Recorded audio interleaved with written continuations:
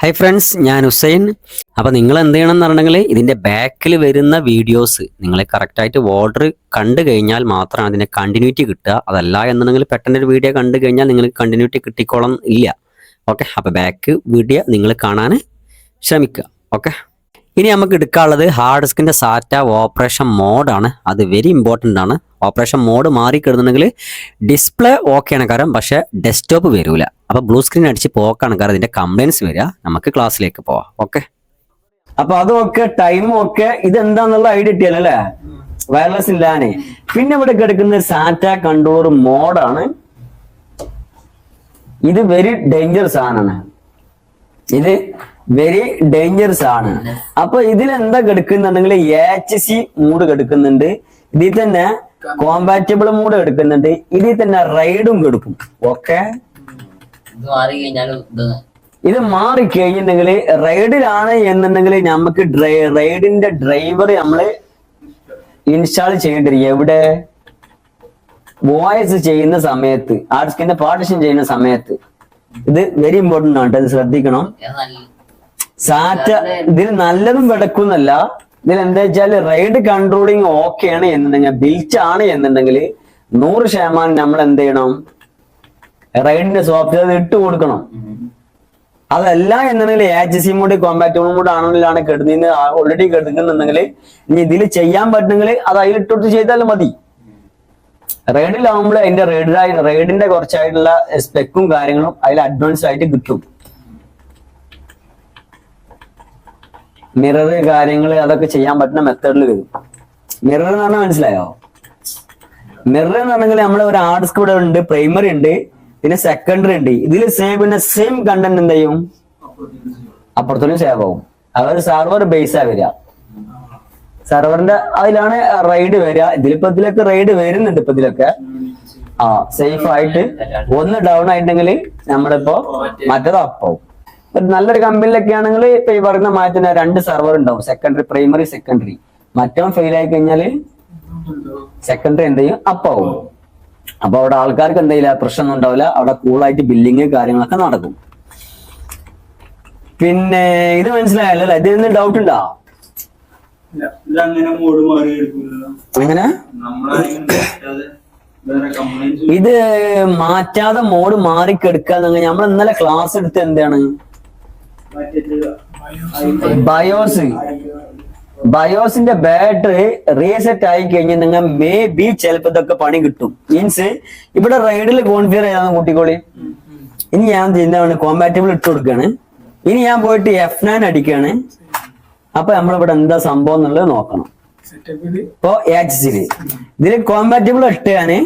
ഇതില് ഞാൻ വോയിസ് ചെയ്തത്. ഇനി ഞാൻ പോയിട്ട് ഡീഫാൾട്ട് ആകുന്നുണ്ടെങ്കിൽ എന്ത് ചെയ്യും?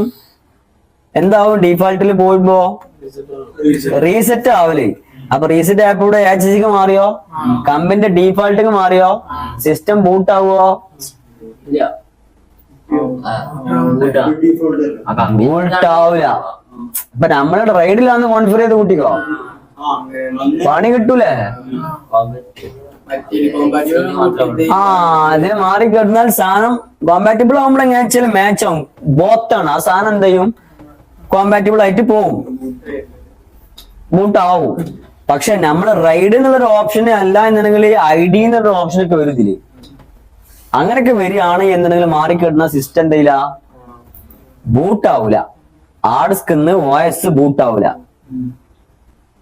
അപ്പൊ ഈ ഒരു മോഡ് സാറ്റ കൺട്രോളർ മോഡ് എന്ന് കണ്ടു കഴിഞ്ഞാല് വോയിസ് ലോഡ് ആണില്ല എന്നുണ്ടെങ്കിൽ നിങ്ങൾ ഇതിലേക്ക് ലോജിക്ക് കൊടുക്കണം. ഇത് വിഷയം ഉണ്ടാവുന്നുള്ളത്. വേറെ ഓപ്ഷൻ 3 ഓപ്ഷൻ ഉണ്ടാവും. ഒന്ന് റൈഡ്, പിന്നെ ഒന്ന് കോമ്പാറ്റബിള്, ഒന്ന് HC, അല്ലാതെ ഒരു ID. 4 ഓപ്ഷൻ ഉണ്ടാവും. 4 ഓപ്ഷൻ ഉണ്ടാവും. അപ്പൊ അതില് മാറ്റി കൊടുത്തു കഴിഞ്ഞാൽ നമുക്ക് ഐഡിയ കിട്ടും. അത് വിഷയം വരില്ല. എങ്ങനെ വെച്ചാൽ ബയോസിന്റെ ബാറ്ററി വീക്ക് ആയിട്ട് അതില് വിഷയം വരില്ലാണ് കാരണം ഉണ്ടാവുക. അപ്പൊ നമ്മൾ ആ സാധനം കോൺഫിഗർ ചെയ്തിട്ടുണ്ടെങ്കിൽ നല്ല ബാറ്ററി ഇട്ടാൽ സെറ്റ് ആവും.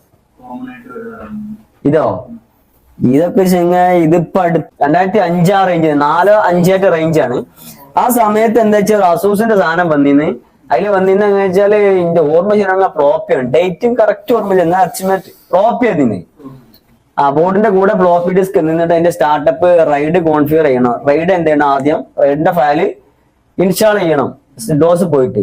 എന്നതിന് ശേഷം ഇത് ചോദിക്കുന്ന സമയത്ത് ഹാർഡ് പാർട്ടീഷൻ ചെയ്യുന്ന സമയത്ത് അവിടെ എന്ത് ചെയ്യില്ല, ഹാർഡ് പാർട്ടീഷൻ കാണൂല. ഹാർഡ് പാർട്ടീഷൻ കാണാത്തതുകൊണ്ട് നമുക്ക് ഇത് സേവ് ഇട്ട് ഫയൽ ഇട്ട് കൊടുത്തിരുന്ന പിന്നെ ഹാർഡ് പാർട്ടീഷൻ കാണും.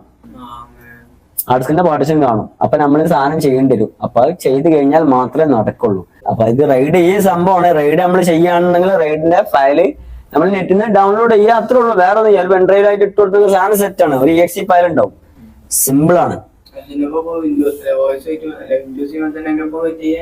അതിലിട്ട് കൊടുത്താൽ മതി.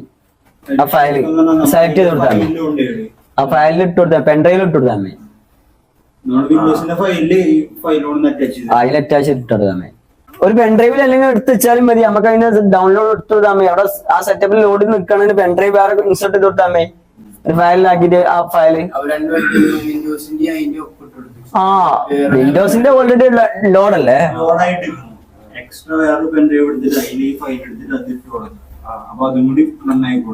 റൺ ആയിക്കും. പിന്നെ ഇതിൽ എടുക്കുന്നത് പവർ ആണ്. ബീപ്പ് എങ്ങനെ വെച്ചാൽ ഇതിൽ എങ്ങനെ വെച്ചാൽ എന്തെങ്കിലും മെസ്സേജ് വരണമെങ്കിൽ എനേബിൾ ആക്കാം, ഡിസേബിൾ ആക്കാം. പിന്നെ എങ്ങനെ വെച്ചാൽ AMD SVM ടെക്നോളജി ഇത് പെർഫോമൻസ് റിലേറ്റഡ് സാധനമാണ്. ഡിസേബിൾ ചെയ്യാം വെർച്വൽ മെഷീൻ.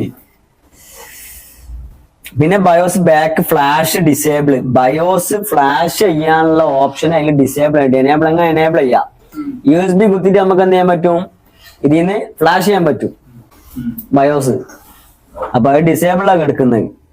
പിന്നെ ഹോട്ട് കീ മോഡ് എനേബിൾ എന്നുണ്ടെങ്കിൽ നമ്മളിപ്പോ എനേബിൾ ചെയ്തിട്ടുണ്ടെങ്കിൽ ഇവിടെ എൻ്റർ കൊടുത്തിട്ടുണ്ടെങ്കിൽ നമ്മൾ F8 ഇതിന്റെ കീ ഉണ്ട് ബയോസ് കയറുന്നത്.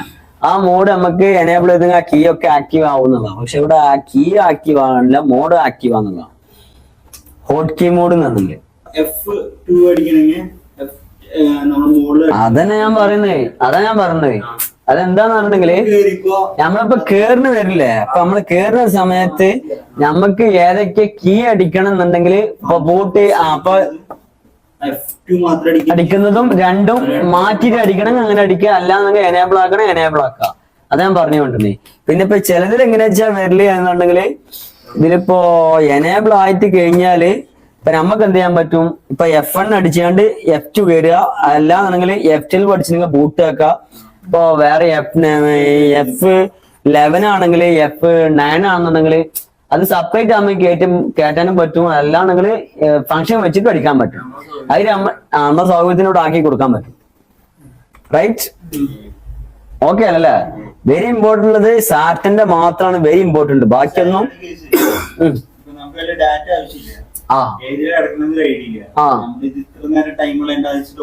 Oh no problem.